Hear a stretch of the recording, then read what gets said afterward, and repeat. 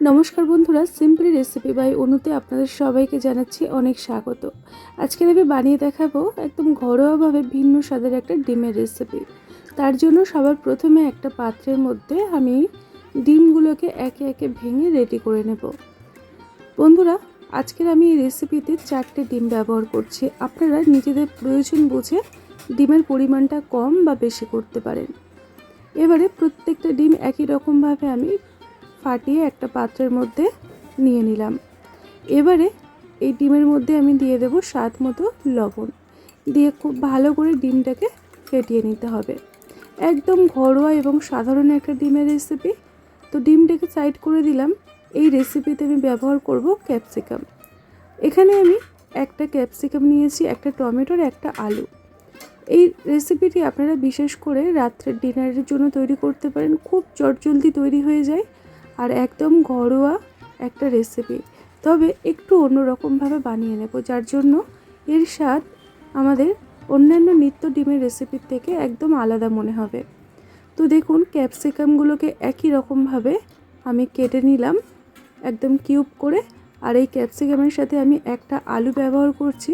আর আলুটাকে ঠিক কীভাবে কেটে দিচ্ছি একটু লক্ষ্য করুন। এই দেখুন, গোল করে নিলাম। এবারে এগুলোকে লম্বা করে কেটে নিতে হবে, তবে একটু মোটা করে রাখবেন। আলুর পরিমাণটাও কিন্তু আপনারা কম বেশি করতে পারেন। দেখুন, আলুগুলোকে একই রকমভাবে কেটে তুলে নিয়েছি প্লেটের মধ্যে। আর টমেটো, সেটাকেও লম্বা করে কেটে নেব। এই রেসিপিটা তৈরি হবে একটু টক টক, তার জন্য টমেটোর পরিমাণটা কিন্তু আপনারা একটু বেশি করেও দিতে পারেন। আর পেঁয়াজটাকেও আমি কেটে রেডি করে নিচ্ছি। বন্ধুরা, সিম্পল রেসিপি বাই অনুর প্রত্যেকটা রেসিপি হয় একদম সহজ সরলভাবে। আপনারা যদি এই রকম রেসিপি পছন্দ করেন তাহলে চ্যানেলটিকে সাবস্ক্রাইব করে সাথে থাকতে পারেন। দেখুন, পেঁয়াজগুলোকে আমি এই রকম লম্বা করে কেটে এই পেঁয়াজের যে পাপড়িগুলো থাকে সেগুলোকে ছাড়িয়ে নিচ্ছি।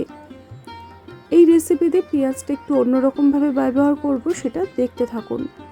রেসিপিটা তৈরি করব তার জন্য একটা কড়াই গ্যাসের উনুনে বসিয়ে দিয়েছি আর দিয়ে দিলাম পর্যাপ্ত পরিমাণে সরষের তেল। তেলটাকে ভালো করে গরম করে ফোড়নে খুব সামান্য পরিমাণে কালো জিরে দিয়ে দিতে হবে। কালো জিরেটা ভাজা হয়ে গেলে ওর মধ্যে আমি একটা পেঁয়াজ ছোট ছোট করে কুচিয়ে রেখেছিলাম। পেঁয়াজ সাথে আলু, টমেটো আর লবণ একসঙ্গে ভাজা ভাজা করে নিতে হবে। আলাদা করে পেঁয়াজটা কিন্তু ভাজবো না। পেঁয়াজ, আলু আর টমেটো একই সঙ্গে ভেজে নিতে হবে। তো এবারে আমি ঢাকনা দিয়ে কিছুক্ষণ কম আঁচে রেখে দেবো। তারপর ঢাকনাটাকে খুলে আপনাদেরকে দেখাচ্ছি। দেখুন, অনেকটাই আগের তুলনায় ভাজা ভাজা হয়ে গেছে আর আলু টমেটোও কিন্তু নরম হয়ে গেছে। দেখুন, আলুগুলো কি সুন্দর করে নরম হয়েছে। ঠিক এই পর্যায়টায় অ্যাড করে দিতে হবে 1 চামচ পরিমাণে আদা রসুন বাটা। আর দিয়ে দিতে হবে পেঁয়াজের পাপড়ি, যেগুলো আগের থেকে স্লাইসগুলো ছাড়িয়ে রেখেছিলাম। আর দিয়ে দিলাম ক্যাপসিকাম। দিয়ে দেবো 2টো কাঁচা লঙ্কার কুচো। বন্ধুরা, এই রেসিপিতে ঝালের পরিমাণটা আপনারা কম বেশি করতে পারেন, তবে এই রান্নাটা একটু ঝাল ঝাল হলে খেতে কিন্তু মন্দ হয় না। তো সব কিছুকে একসাথে নাড়িয়ে চাড়িয়ে অল্প একটু জল দিয়ে দিলাম, কারণ নিচে দেখছি লেগে যাচ্ছে। এখন অল্প একটু জল দিয়ে দিলাম গুঁড়ো মশলা, হলুদ গুঁড়ো আর কাশ্মীরি রেড চিলি পাউডার, অল্প একটু ঝাল লাল লঙ্কার গুঁড়ো দিয়ে ভালো করে সব কিছুকে কষিয়ে নেব। একদম ঘরোয়া এবং সিম্পল একটা একদম রেসিপি। আপনারা এটা বিশেষ করে রাতে রুটি অথবা রাতের বেলায় পরোটা দিয়ে খেতে পারেন, বা দুপুরবেলা শুধুমাত্র ভাত দিয়েও তৈরি করে খেতে পারেন। খুব চটজলদি আর একদম ঘরোয়া একটা রান্না, যেটা খেতে কিন্তু ভিন্ন স্বাদের হয়। সব কিছুকে মোটামুটি 1 থেকে 1.5 মিনিট কম আঁচে রেখে কষিয়ে নিয়ে এখানে দিয়ে দেব উষ্ণ গরম জল।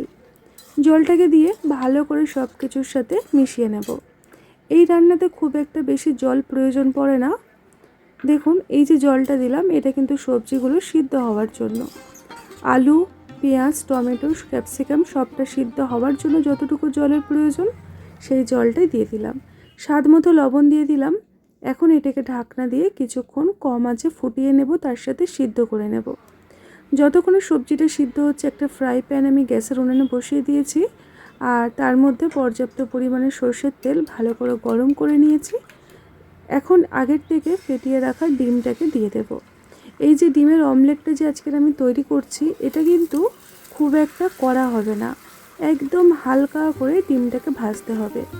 দেখুন ডিমটাকে দেওয়ার কয়েক সেকেন্ড পরে আমি উল্টে দিলাম, দিয়ে এই ডিমটাকে হালকা করে ভেজে নেব। এবারে এগুলোকে একটু ভেঙে ভেঙে নেব, খুব একটা কিন্তু ছোট্ট ঝুড়ো ঝুড়ো করবো না।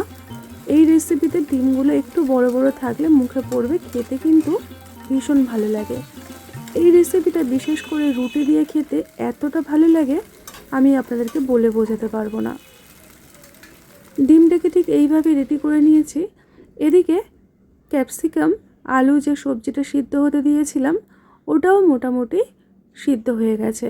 দেখুন কালারটা পুরোপুরি চেঞ্জ হয়ে গেছে আর আলুটাও কত সুন্দর নরম হয়েছে। এবারে যে ডিমটাকে ভাজলাম ওটাকে দিয়ে দিয়েছি। ডিমটাকে একদম হালকা করে ভাজতে হবে, খুব কড়া করে ভাজলে কিন্তু ভালো লাগবে না। তো এখন ডিমটাকে দিয়ে আবারও ঢাকনা দিয়ে মোটামুটি আরও 2 থেকে 3 মিনিট ফুটিয়ে নেব। তারপরে ঢাকনাটাকে খুলে আপনাদেরকে দেখাবো। দেখুন আজকের আমাদের পারফেক্টভাবে ডিমের রেসিপি তৈরি হয়ে গেছে। এত সুন্দর লাগে খেতে, আর এই রান্নাটা বিশেষ করে একটু ঝাল ঝাল স্পাইসি হলে খেতে দারুণ লাগে।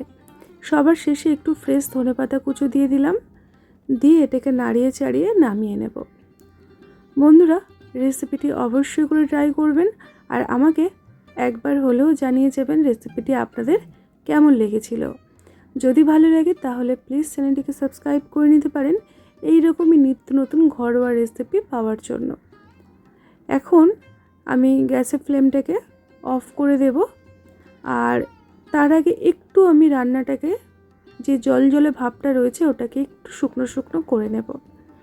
দেখুন এখন ঠান্ডা হয়ে গেলে বাকি যে জলটা রয়েছে ওটা অটোমেটিক শুকিয়ে যাবে। এখন একটা পাত্রের মধ্যে গরম গরম পরিবেশন করে নিচ্ছি আর আপনাদেরকে দেখিয়ে দিচ্ছি। দেখুন কতটা সুন্দর হয়েছে। ভাত হোক বা রুটি পরোটা সব কিছুর সাথে পারফেক্ট লাগে এই ডিমের রেসিপিটি। ভীষণ ভালো লাগে, অবশ্যই করে ট্রাই করবেন, আর আমাকে কিন্তু একবার হলেও জানিয়ে যাবেন রেসিপিটি কেমন হয়েছিল। আজকের মতো এই পর্যন্ত। সবাই যে যেখানেই থাকবেন সুস্থ থাকবেন আর ভালো থাকবেন। আবারও দেখা হচ্ছে নতুন একটা রেসিপি নতুনভাবে আপনাদের সাথে শেয়ার করে নেওয়ার জন্য। টাটা।